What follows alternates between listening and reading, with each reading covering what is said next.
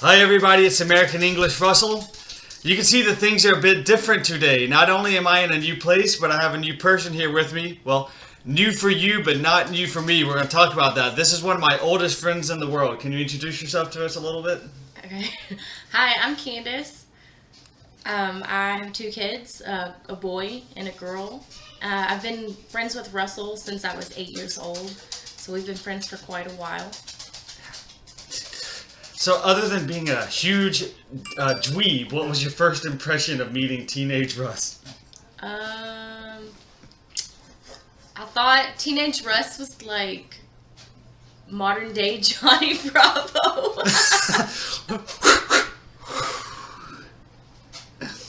So Johnny Bravo was this really ridiculous cartoon character that we had here in the U.S., but this guy, he thought he was like God's gift to women, and he had big muscles and crazy hair and was always trying to act super cool and doing like karate moves and stuff. So I guess that kind of was me back in the day.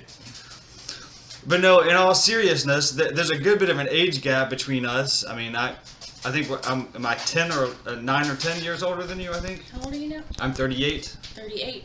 You are 9 years difference. Right, because you were this little skinny mini redhead kid with pigtails, and you were like, 8 or 9 years old, and I was, I think, finishing high school around the time that we met. But we met at church.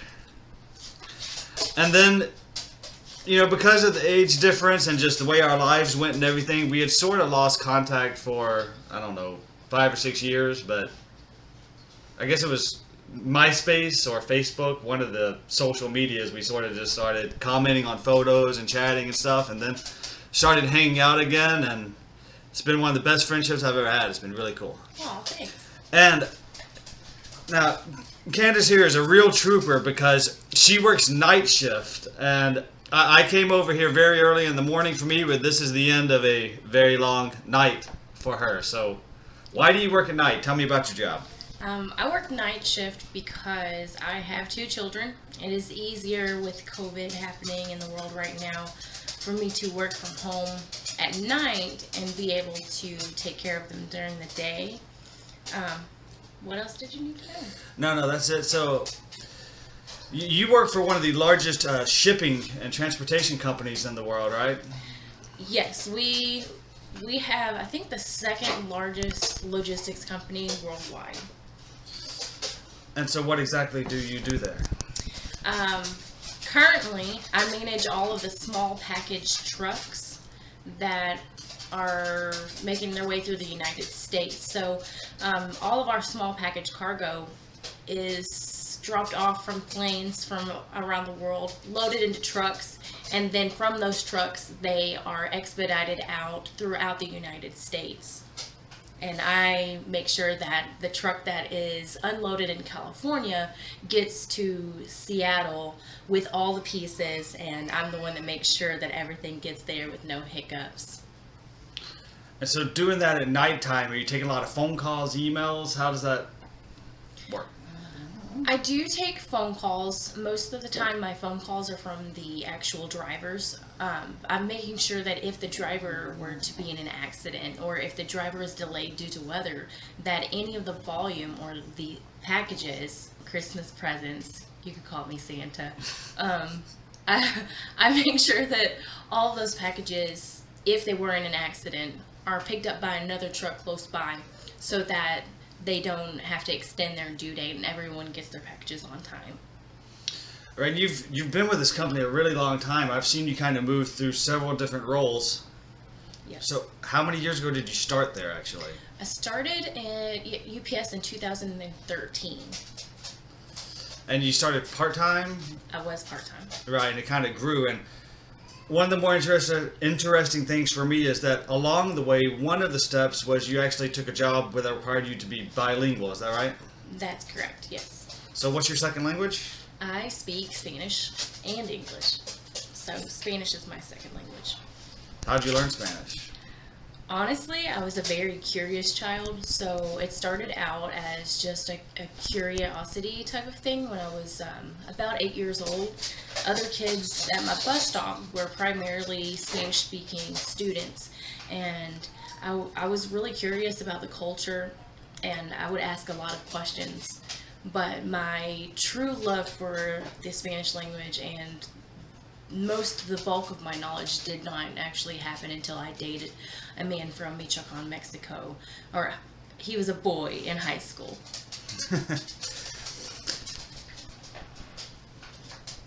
Did you actually take formal classes, or was it all just through experience of speaking with people?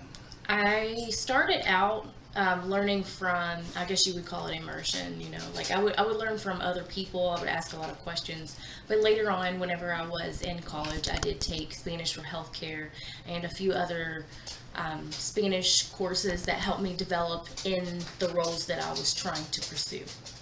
Yeah.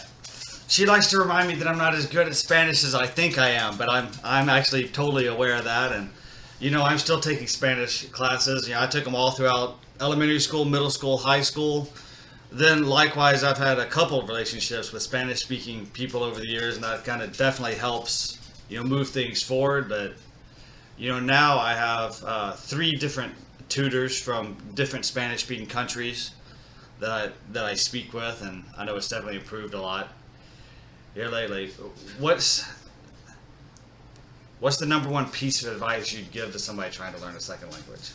I think the number one piece of advice is don't be afraid of feeling stupid. Don't be afraid that you might not sound 100% correct, because learning a language itself is something that a lot of people aren't able to do. A lot of people never take the time to sit down and actually attempt to learn another language.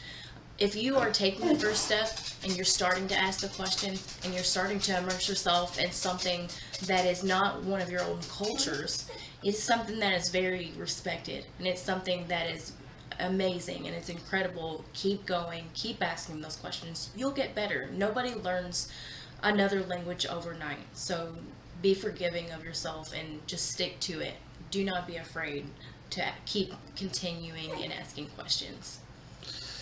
I'll never forget the first time that I initiated a conversation in Spanish with a native speaker, because I was so nervous to do so, and I thought they're just going to respond to me in English, or this is going to be so bad they're not going to. And of course I was wrong. They were so understanding and nice, and if I was really struggling, they would maybe change to English, or they just kind of help me through it. But even now that I feel like I have a comfortable and fairly high level of Spanish, I still always have that hesitation of, should I just speak English or just not speak at all? And I know, so many of the people that watch my YouTube channel are also my private students through italki and other places, and I can see sometimes in that first conversation how nervous you are just to try. And one of the most beautiful things over time is to see you making the mistakes and not being shy and just going with that flow. So I want to talk a little bit about, so I have lived most of my life here in Louisville, Kentucky. I moved here when I was a child. I think I was 7 years old, but you have actually lived in Kentucky your whole life. My entire life, yes. What's something about living here in this area that you think most people don't know that's kind of interesting? Well,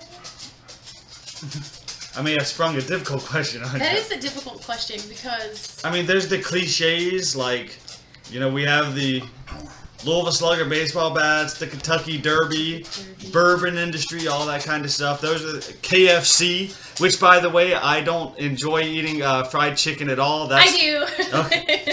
So that's the big stereotype. It's so funny to me when I talk to students all over the world. As soon as I tell them I'm from Kentucky, the first thing is KFC, KFC. And KFC's a great company, but honestly, it's not my favorite thing, but I think when I had conversations with other people around the world, when I first started studying the Spanish language, a lot of people seemed to think that Kentucky was just farmland, or that we were just underdeveloped, just a podunk town or anything like that, but it could not be further from the truth. Louisville has been one of the fastest growing, cities in the United States. I think in the past 10 years, we've really developed a lot of jobs and things like that. The population is skyrocketing, and we're really a place of growth. If people were to come to Louisville in particular, it's just like any other big city until you get to the outskirts. Completely agree. And, especially like here in Louisville, we have the headquarters of some really big major corporations. Yum Brands has all kinds of restaurants, food services under its umbrella. We're a major Amazon hub, one of the largest UPS hubs in the world. We have Humana Insurance headquartered here. Presbyterian Church USA has its international headquarters here. There's two major religious theological seminaries and probably a dozen other universities, technical schools, community colleges. What am I missing there? And a lot of people don't really associate Louisville with performing arts either, but the selection and the quality of the performing arts acts here in Louisville is just incredible. Just like I said, we are like any other major city. There's a lot of opportunity here. There's a lot of places to learn and grow here that other people wouldn't normally see unless they step foot into Louisville or Kentucky. In fact, you just reminded me of something that I'd forgotten about. In fact, our Kentucky Theater for the Arts has one of the largest playwright competitions, I think, in the world. An annual competition where playwrights present their new plays, perform them for the first time at a nice theater downtown. I went to the festival maybe 10 years ago. I have never been. And we've had some pretty famous people come from this area as well. I can think about a half a dozen that pop into my head really quick, but what's the very first name that pops into your head when I say celebrity from Louisville? Was Jennifer Lawrence from Yes. Louisville? Yeah. That was one of the top She's ones. so pretty. Yes. Actress Jennifer Lawrence from Hunger Games fame and Silver Linings Playbook and many other projects, but these are the first ones that come to my mind. But yeah, Jennifer Lawrence is from Louisville, and probably arguably the most famous figure to have come out of Louisville is the legendary boxer and activist Muhammad Ali. Muhammad Ali. That's right. In fact, there's a major boulevard that goes from downtown into the West End called Muhammad Ali Boulevard, and we have a museum honoring his complete story of boxing and human rights activism. If you ever drive around the highway that stretches around Louisville, you can see that entire museum, and it's gorgeous from the outside. And I think we actually recently renamed the airport, the Muhammad Ali International Airport, at least the passenger side. I'm not sure. I mean, our major international airport for passenger flights is called Standerford Field, and then that's like the really old name for it, and then it was called Louisville International Airport, and I think that after Muhammad Ali's death, they started calling it the Muhammad Ali Airport. But I can double check on that, but bottom line is he's a really major figure in our city's history, and a lot of people are surprised to hear that or did not know that. So we've got an adorable puppy here with us today, and she needed to go out, so now she's crunching around in the ice and snow outside. So we had some unusual weather last week or so. Yes, we had the winter storm Uri that stretched across the entire continent.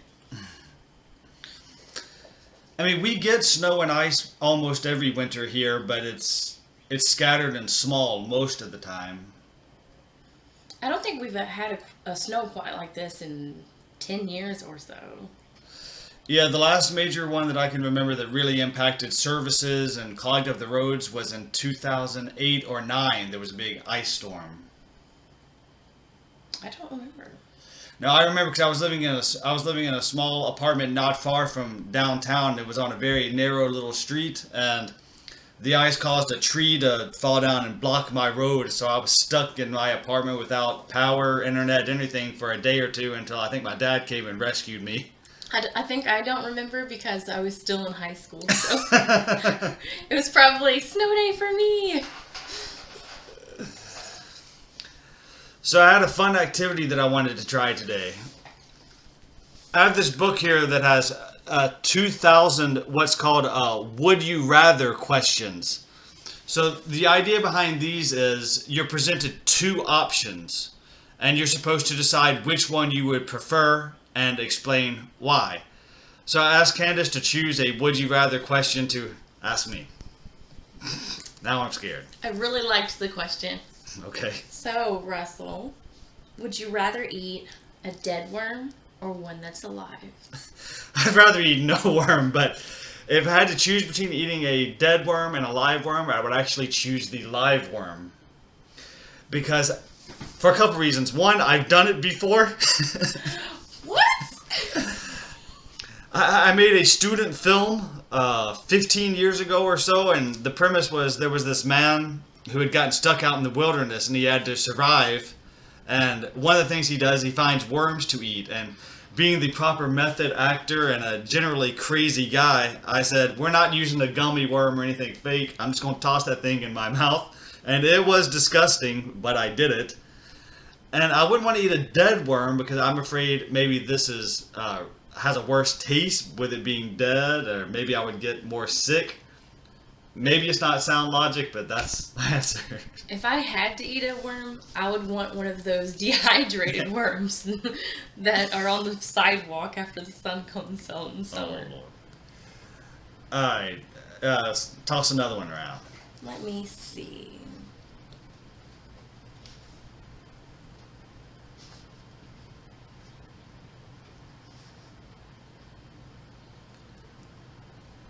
Okay, I've got one for you.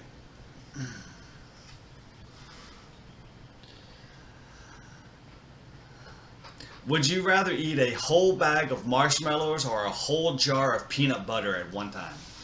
Oh wow, the bloat. I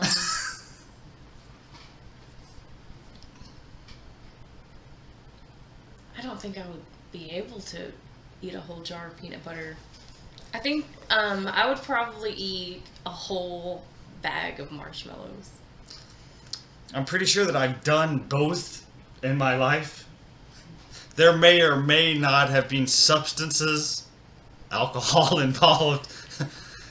Actually, I recall a camping trip with my buddies in my early 20s where it's become a little bit of a legendary story among those guys that one night I just showed up around the campfire with a can of Vienna sausages and a jar of peanut butter, and they said that 10 minutes later both were laying empty on the ground. Ew. Our light's changing on us a little bit here. Let's see if we can... Is that better? A little bit. I think I need to scoot this. Yeah. Da-da-da-da. That's perfect. Alright, cool. Let's go through another one here. Okay, would you rather wear a bathing suit to a formal event or wear ugly formal clothes to a party?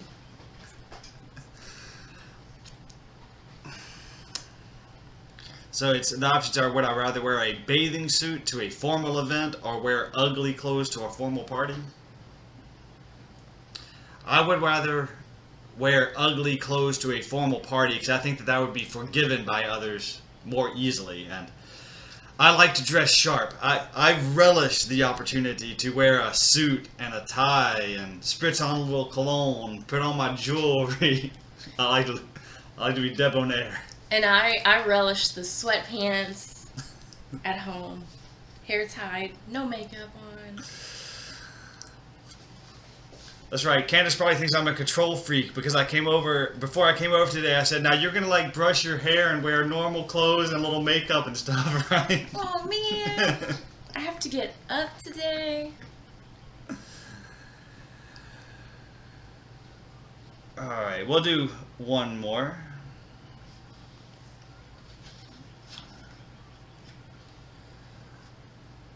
Okay. Would you rather have high tea with Sharon Osbourne or the Queen of England? The Queen of England. No hesitation. Why? Because the bragging rights. Yeah. I'm sure I would embarrass myself, But just for the opportunity, I don't know if I would be able to say anything. I would just be like in awe. Yeah, I have to agree. I mean, Sharon Osbourne's a cool chick. I think it'd be really fun to sit down and have a cocktail with her. But for high tea, I gotta go to the Queen of England. I know, but I think the question is kind of because of, I guess, how easy it would be to have high tea with the Queen or with Sharon. I'm pretty sure Sharon would be a lot less nerve-wracking. Oh my! But can you just imagine like how it would feel to be in the presence of? I'd be so lost. I wouldn't know what to do. You know, there's so many protocols with the Queen too. You know, you're not allowed to say certain things, or you're supposed to bow, or you're supposed to curtsy, you're supposed to shake hands. I would just have to be honest and say, it's such a pleasure to meet you. Please tell me if I say or do anything wrong, and please join me for tea. And I'd let the master guide me through this experience. I can imagine it would go something like, "It's a pleasure to drink your tea." I'm like, man, this tea be good, yo. Queen Elizabeth. And so I offer my sincerest apologies to the Crown, to KFC, and to Sharon Osbourne. No, I love you all, and thank you for joining us today, and thank you so much, Kandace. Thank you.